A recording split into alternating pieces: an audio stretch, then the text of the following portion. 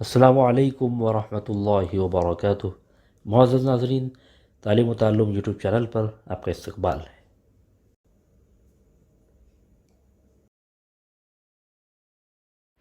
سلسلہ نمبر 68، سوال نمبر 1، حضرت حمزہ رضی اللہ عنہ کے کتنے دنوں بعد حضرت عمر رضی اللہ تعالیٰ عنہ نے اسلام قبول کیا؟ اے 3 دنوں کے بعد، بی 4 دنوں کے بعد، سی 1 دن کے بعد،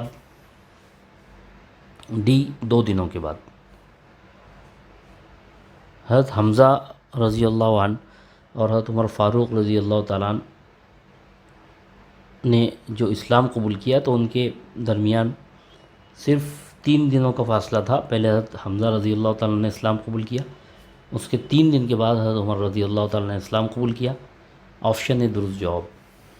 سوال نمبر 2، حرم میں اعلانیہ عبادت کا مشرکین پر کیا اثر ہوا؟ اے حرم میں عبادت کرنے سے روک دیا، بی تمام مشرکین نے اسلام قبول کر لیا، سی اور زیادہ دشمنی پر اتر آئے، ڈی کچھ بھی اثر نہیں ہوا۔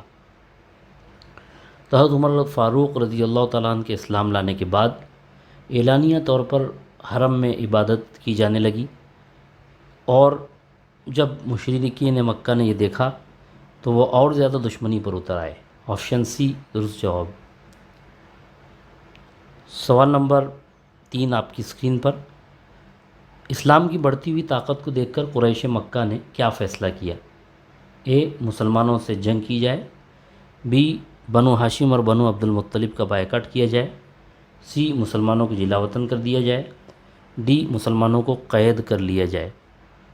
جب مشرکین مکہ نے دیکھا کہ اسلام کی طاقت روز بروز بڑھتی جا رہی ہے تو ان سے رہا نہیں گیا، اور انہوں نے یہ فیصلہ کیا کہ بنو ہاشم اور بنو عبد المطلب کا بائیکاٹ کیا جائے۔ آپشن بی درست جواب ہے۔ بہت بہت شکریہ۔